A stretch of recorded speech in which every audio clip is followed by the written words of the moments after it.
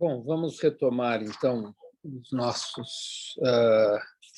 essas aulas sobre o livro do Barry Stroud, A Significação do Ceticismo Filosófico. Agora nós vamos entrar no capítulo 4, sobre o Kant, né?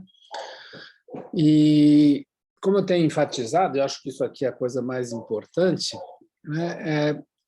É a ideia da concepção de filosofia que aparece no capítulo 4, que ela vem progressivamente emergindo das análises do Descartes, do Austin e do Moore, que é a separação, que envolve a separação entre um domínio empírico e um domínio transcendental na filosofia do Kant, que é uma espécie de desdobramento das questões internas e externas, tal como essa distinção surgiu no capítulo sobre o Moore, né? E isso o Barry Stroud já deixa claro logo de início, né? Mas antes de entrar nessa questão propriamente dita, eu gostaria de falar que eu vou fazer pelo menos 2, se não 3 aulas um pouco mais curtas sobre esse capítulo. O capítulo tem, obviamente, 2 partes. Uma primeira parte de apresentação da filosofia kantiana. O Barry Stroud se demora longamente para apresentar a concepção de filosofia e o projeto de filosofia do Kant, e, em linhas gerais, como ele pretende realizar ou implementar esse projeto. E, em segundo lugar, o Barry Stroud vai submeter esse projeto, essa realização do Kant, né? Eu acho que aqui se trata mais de criticar a realização particular desse projeto, que será retomado no capítulo 5, com a filosofia do Karma, né? E ele vai, então, criticar a filosofia kantiana, o idealismo transcendental do Kant, né? Então, em primeiro lugar, nós vamos tentar entender esse projeto kantiano, que começa justamente apresentando uma concepção diferente da do Descartes, né? Isso eu já disse várias vezes e vou continuar dizendo, porque eu estou muito mais interessado também, ao entender o Barry Stroud, nessas questões mais gerais da filosofia do que entrar nos detalhes argumentativos, né? É como se claro que a argumentação é fundamental, no entanto, a preocupação é mais com o sentido da própria filosofia do que com o triunfo desse argumento sobre aquele argumento, né? Então, já no parágrafo 3, é assim que o Barry Stroud termina. Eu leio para vocês, né? Então, Kant concordaria e, precisamente por essa razão, desenvolve uma concepção diferente do que uma investigação filosófica do nosso conhecimento deve fazer e como deve proceder. Ora, que o Kant está propondo? Uma concepção diferente da concepção cartesiana. Qual que era a concepção cartesiana do que a investigação filosófica deve fazer? Ela deve avaliar todas as nossas crenças a respeito do mundo de uma só vez, examinando a sua fonte para ver se essas crenças estão bem justificadas ou não. Como proceder, né? Então, de uma maneira geral, o procedimento da concepção cartesiana, de um lado, é levantar as dúvidas que nós temos, né? Examinar se as justificações dadas são satisfatórias ou se é possível duvidar desse conhecimento. Ora, o Kant desenvolve uma concepção diferente. A filosofia não é mais concebida como um exame das credenciais das nossas crenças comuns, né? Mas, de outro lado, qual é essa concepção diferente? É isso que a gente precisa entender, e isso não é fácil, né? E acho que mesmo o capítulo do Barry Stroud é insuficiente para isso, né? A filosofia do Kant é muito complexa, mas certamente nós vamos encontrar aqui uma resposta, né? E eu termino lendo a última frase desse parágrafo 3, né, página 194, onde o Bergstraud diz assim: a seu ver, isso é no ver de Kant, é um escândalo para a filosofia e para a razão humana em geral que isso nunca tenha sido feito, o que dado uma prova da existência do mundo exterior, e que todas as teorias do passado conduziram ao ceticismo. Né? Então, o fato de que o Kant considera um escândalo para a razão humana não ter ainda provado a existência de um mundo exterior e de nós termos de aceitar essa existência somente com base na fé, né? Isso é um escândalo. Né? Nenhuma filosofia foi capaz de responder ao ceticismo, ou talvez até pior, elas conduzem ao ceticismo. Né? É assim que o Bergstraud vê. Nós já vimos diversas vezes que o Bergstraud defende aqui a ideia de que há uma correção condicional do ceticismo. Isso é, todas as teorias filosóficas que tinham a concepção do Descartes de filosofia desembocavam no ceticismo. Né? Para a gente evitar o ceticismo, talvez a gente tenha que ter uma concepção diferente da filosofia. Né? O parágrafo 4 começa a indicar para a gente essa outra concepção de filosofia, tal como apresentada pelo Kant. Eu leio: o que toda investigação desse tipo deve investigar e explicar é a posição em que realmente nos encontramos em nosso conhecimento ordinário e científico. Portanto, não se trata mais de examinar as justificações que nós damos ou podemos dar para o nosso conhecimento, ver se o nosso conhecimento comum resiste a essa crítica filosófica, mas, ao contrário, né? De alguma maneira, a gente deve aceitar que temos o conhecimento comum, ordinário, e também o conhecimento científico, né? E, de alguma maneira, o que a gente deve é explicar a posição em que nós nos encontramos para que, de fato, a gente tenha esse conhecimento. Portanto, não há mais um confronto entre filosofia de um lado e a vida cotidiana de outro. Né? De alguma maneira, nessa nova concepção, né, o que nós vamos investigar não é se aquilo que a gente supõe ser conhecimento é de fato conhecimento. Não, nós vamos aceitar que é conhecimento. E a gente tem que explicar como esse conhecimento é possível. Né? A tarefa da teoria do conhecimento, da epistemologia, é justamente explicar como ele é possível, não investigar se ele é de fato um conhecimento. Né? Segundo Bergstraud, essa é uma condição de sucesso para toda teoria adequada do conhecimento. Então, se uma teoria do conhecimento explica a posição em que nós realmente nos encontramos para que a gente tenha o conhecimento comum e o conhecimento científico que nós, de fato, temos e não questionamos, essa, então, poderá ser uma boa teoria do conhecimento, será uma teoria adequada do conhecimento. Né? Isso, para o Bergstraud, vai significar duas coisas. Em primeiro lugar, que a gente não pode negar a existência de um mundo objetivo, de um mundo real ao nosso redor. Né? Então, tem um lado, digamos assim, metafísico, né? da aceitação da existência do mundo exterior. Né? Então, quem nega a existência do mundo exterior na linguagem do Kant, é o idealista dogmático. É um idealismo dogmático, por quê? Porque ele nega. Né? Não existe um mundo ao nosso redor. Uma teoria do conhecimento que fosse compatível ou que aceitasse, né, essa negação, ela não seria adequada. Né? Mas, além disso, é também preciso que essa teoria do conhecimento explique o conhecimento desse mundo ao nosso redor.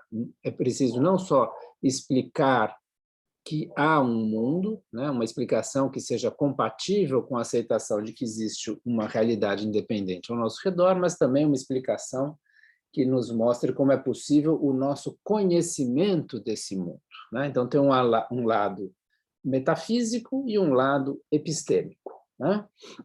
É isso que uma investigação filosófica deve terminar por explicar para a gente para que ela seja satisfatória, né? Agora, muitas formas de filosofia negam o conhecimento, ou, digamos assim, dizem que nós não conhecemos esse mundo. Não é que nega a existência do mundo, mas diz que o conhecimento desse mundo é problemático. E é isso que o Kant chama, por exemplo, de idealismo problemático, né? Ou, isso na segunda edição da Crítica da Razão Pura, ou de idealismo cético, como ele diz na primeira edição, né? Ora, então, essas são as duas coisas que uma teoria adequada do conhecimento deve explicar, né? A existência do mundo e o nosso conhecimento do mundo. Para o Barry Stroud, essas são condições do sucesso de uma teoria do conhecimento. E, segundo ele, então, essas condições que o Kant estabelece, que ele explica nos parágrafos 4 e 5, no parágrafo 6 ele vai dizer que elas são padrões elevados para o sucesso de uma teoria filosófica do conhecimento. As pessoas podem achar que não é muito elevada essa exigência da filosofia kantiana, o Barry Stroud acha que sim, e que, de alguma maneira, e aí ele vai argumentar por que são elevadas, eu já vou comentar, mas a ideia, então, é que é preciso provar que existem as coisas, né? É preciso que a gente saiba que existem as coisas no mundo à nossa volta e quais são, como são essas coisas à nossa volta, né? O argumento que o Barry Stroud dá para dizer que esses padrões da filosofia kantiana são elevados é justamente essa ideia de que todas as teorias do conhecimento até então teriam desembocado no ceticismo, né? Por quê? E aqui eu acho que vem uma ideia fundamental desse capítulo, é uma ideia que o Barry Stroud apresenta como kantiana, mas eu acho que ela já existe em outros filósofos antes, né? Por exemplo, isso aparece na crítica do Arnaud ao Malebranche, né? Se a gente for ler o livro As Verdadeiras e as Falsas Ideias, do Antoine Arnaud, que é um cartesiano, um filósofo cartesiano. Ele diz exatamente isso que o Kant diz aqui, de maneira bem mais curta, né? Talvez até de maneira mais elegante.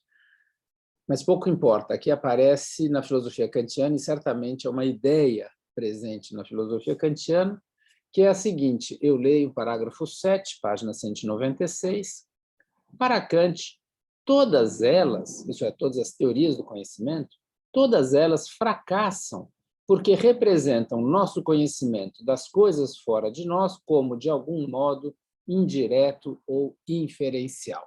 Quer dizer, o Kant faz um diagnóstico, né, de por que as teorias falham quando elas tentam provar a existência do mundo exterior, né? E a ideia básica é essa ideia de que, para que eu conheça alguma coisa a respeito do mundo, eu preciso inferir como o mundo é com base nas minhas percepções sensíveis. Então, se eu vou dizer que a árvore floriu, eu preciso olhar o mundo e, com base na minha percepção sensível, por exemplo, se eu estiver vendo que há flores, né, numa árvore, então eu estaria justificado em dizer que a árvore floriu e, portanto, eu saberia, né, isso, né? Mas, segundo Kant, se eu só posso conhecer o mundo de uma maneira indireta, isso é, por meio da minha percepção sensível, e com base nela eu vou inferir algo a respeito do mundo, então eu vou terminar cético, não tem outra solução, né? Parágrafo 8, diz assim o Barry Stroud, para evitar o ceticismo, então, devem-se rejeitar todas as explicações inferenciais ou indiretas do nosso conhecimento do mundo, né? Então, está aqui o diagnóstico kantiano. E, de alguma maneira, o que o Barry Stroud sugere é que isso se aplica a quase todas as teorias do conhecimento, até o Kant, mas para o Barry Stroud também há muitas teorias depois do Kant, teorias contemporâneas que até pretendem se opor ou se contrapor a filosofia cartesiana. Então, se a gente for a alguns textos do Barry Stroud, mais recentes, onde ele analisa alguns teóricos do conhecimento, nós vamos ver que ele faz uma crítica semelhante. Eu vou citar dois, que são muito conhecidos, dois nomes muito importantes, né, na filosofia recente. Um deles é o John McDowell, no seu livro Mente e Mundo, que tem tradução para o português. É um livro muito bom, um livro muito importante, um livro muito difícil, né? E o Barry Stroud faz uma crítica mostrando que, embora toda a intenção do McDowell seja evitar algo desse tipo, que o nosso conhecimento do mundo seja indireto ou inferencial, ele ainda preserva um pouco a revelia dele, talvez um pouco sem se dar conta, a ideia de que há algo que seriam as impressões. O McDowell, de fato, fala muitas vezes em impressões ao longo do Mente e Mundo, que transformariam esse conhecimento do mundo de alguma maneira indireta, ou seja, na explicação do McDowell, né, da situação em que nós realmente nos encontramos, ele introduziria subrepticiamente um elemento crucial desse pressuposto identificado pelo Kant, é que haveria algo indireto no nosso conhecimento do mundo, né? E também o segundo exemplo é um texto, na verdade, dois artigos do Barry Stroud, criticando o Ernest Sosa, né? Um filósofo de origem cubana, né? Que vive nos Estados Unidos, também muito discutido, muito influente, em que o Ernest Sosa também preservaria talvez a revelia, sem se dar conta das consequências céticas e, portanto, das consequências destrutivas para as próprias ideias dele, Ernest Sosa, porque o Sosa quer evitar o ceticismo também, assim como o McDowell. E, no entanto, na explicação deles da nossa real posição, né, há um elemento que reintroduz esse conhecimento indireto ou inferencial, e, portanto, eles não responderiam ao ceticismo, né? E para o Barry Stroud, eu cito novamente, para evitar o ceticismo, então, devem-se rejeitar todas as explicações inferenciais ou indiretas do nosso conhecimento do mundo. Mais para frente, isso aqui vai ser chamado de prioridade epistêmica. Isso é, há algo que precisa ser conhecido em primeiro lugar, para que depois a gente possa conhecer o mundo em segundo lugar. A ideia de prioridade epistêmica é essa, que parece que naturalmente existe uma categoria de coisas que são conhecidas imediatamente, quais sejam as nossas percepções sensíveis. Então, o conhecimento das nossas próprias percepções sensíveis tem uma prioridade do ponto de vista epistêmico, isso é, do conhecimento, e o mundo é algo que deve ser inferido por meio do conhecimento dessas percepções sensíveis, né? Então, o que está em jogo aqui, é isso que eu estou salientando, que vai aparecer um pouco lá no parágrafo 9, né? Essa ideia de como é que a gente descreve adequadamente a nossa condição? Qual é a nossa condição real, ou qual é a boa explicação da nossa condição, né, de conhecimento do mundo, né? Qual é a descrição correta, então, né?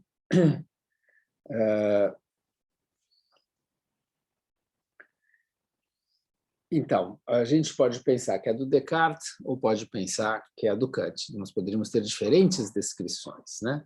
Agora, uma descrição que conduz ao ceticismo não é uma boa descrição. A boa descrição é aquela que evita o ceticismo. E aqui, por exemplo, a filosofia do George Moore, que nós examinamos aí na última aula, pode se apresentar como uma boa explicação. E, de fato, a ideia do Barry Stroud é que o Kant está muito mais próximo do Moore do que do Descartes, porque, de alguma maneira, o Moore é um filósofo do senso comum, um filósofo que admite o conhecimento do senso comum e que, de alguma maneira, tenta explicar esse conhecimento, ou, se não explicar, pelo menos ele reitera, ele afirma esse conhecimento, né? Muita gente, e foi um pouco que a gente viu na última aula, critica o Moore, porque o Moore não provaria suas premissas, né, da sua prova do mundo exterior. Eis uma mão, eis outra mão, portanto, existem coisas exteriores, né? Um dos argumentos, e o próprio Moore levanta essa suspeita, seria o argumento de que ele não provou as suas premissas. E então ele estaria cometendo uma espécie de petição de princípio ao assumir eis uma mão, eis outra mão, ele já está supondo justamente aquilo que está em questão, né? Então ele está pedindo como um princípio aquilo que, como premissa, né, como ponto de partida, aquilo que, na verdade, deveria ser a conclusão do argumento, né, e não algo aceito arbitrariamente, sem argumentação, sem justificação, como uma premissa do argumento, né? Muita gente critica o Moore assim, e é natural que a gente se sinta inclinado a criticar o Moore dessa maneira, mas essa não é a crítica do Kant, né? O Kant aceitaria a ideia, e daqui aquilo que eu insisti, né, de uma espécie de aspecto performático da prova do Moore, em que ele exibe uma mão, ele exibe outra mão, isso é, quem está ouvindo o Moore está percebendo uma mão e a outra mão, e, nesse sentido, ele não tem acesso indireto a algo no mundo, porque o Moore exibe para ele essas existências, as suas duas mãos, né? Então, para o Barry Stroud, o Kant não cometeria essa crítica, né?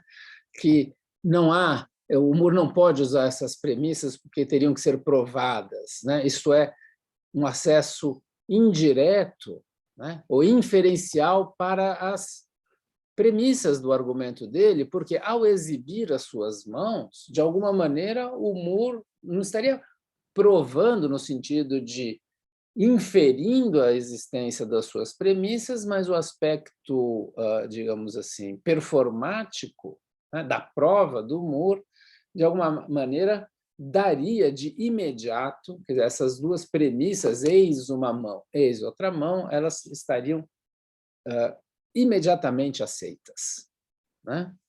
Então, não é esse não é o problema do Moore. O problema do Moore talvez seja um problema um pouco mais complexo, em que o Moore não